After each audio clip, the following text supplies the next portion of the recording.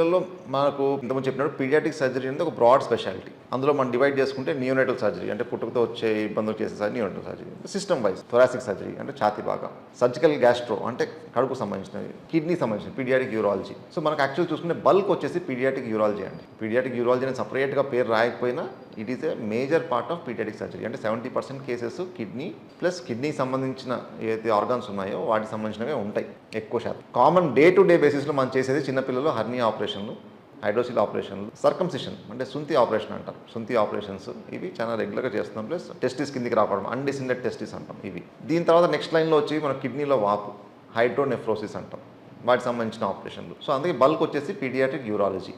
దీని next level మనకు వచ్చేసి కడుపులో అంటే జాండిస్ రావడం, జాండిస్కి సంబంధించిన ఆపరేషన్లు, పేగులు కదలిక సరిగ్గా లేకపోవడం. సో వాటిలో కొన్నిసార్లు మనకు నరం ఉండదు పుట్టుకతో, సో వాళ్ళకు మలబద్ధకం వస్తుంటుంది, దానికి సంబంధించిన ఆపరేషన్లు. అపెండిసైటిస్లు చేస్తుంటాం. అపెండిసైటిస్ మంత్లీ 4-5 అన్నా వస్తుంటాయి. చాలామంది ఇది కూడా అడుగుతారు, పిల్లల్లో కూడా వస్తుందా అని. పిల్లల్లో కూడా వస్తుంది. యాక్చువల్గా 1 year పిల్లల్లో కూడా అపెండిసైటిస్ రావచ్చు. సో అవి ఉంటాయి. దాని తర్వాత ఈ చిన్న చిన్న కణుతులు, ఈ బాడీలో ఎక్కడైనా పుట్టుకతో వచ్చే కణుతులు ఉంటాయి, డర్మాయిడ్ సిస్ట్ అంటాం. ఈ కంటి మీద, తల మీద, అక్కడ గొంతు మీద థైరోప్లాస్మల్ సిస్ట్ అంటాం. ఇట్లాంటి చిన్న చిన్న కణుతులు ఉంటాయి. చిన్న సైనస్లు అంటాం, చిన్న చిన్న ఓపెనింగ్స్ ఉంటాయి చెవి దగ్గర, ఈ గొంతు మీద. అవి ఒక ఇన్ఫెక్షన్ రావడము, అవి పుట్టుకతో ఏర్పడ్డ సైనస్లు అనమాట. సో ఇట్లాంటివి. సో ఇవి కామన్గా చేసేవి. న్యూ బార్న్ పీరియడ్లో అంటే బేబీ పుట్టినప్పుడు జరిగే సర్జరీస్లో మనకి ఎక్కువ కామన్గా కడుపుకు సంబంధించిన ఆపరేషన్లు ఎక్కువ ఉంటాయి. అంటే పేగు అనేది సరిగా ఏర్పడకపోవడము, లేదా పేగు మెలికపడడం, పేగుల యొక్క అరేంజ్మెంట్ సరిగా లేకపోవడం, మాల్ రొటేషన్ అంటాం.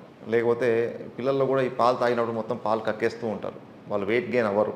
సో అప్పుడు దానికోసం చేసే సర్జరీస్ ఫండోప్లైకేషన్ అంటాము. లేకపోతే మోషన్ వెళ్ళడానికి దారి లేకపోవడం వల్ల వచ్చే ఇబ్బందులు. సో ఇవి పుట్టుకతో వచ్చేదాన్ని, ఇవి కామన్గా చేసే సర్జరీస్ అండి.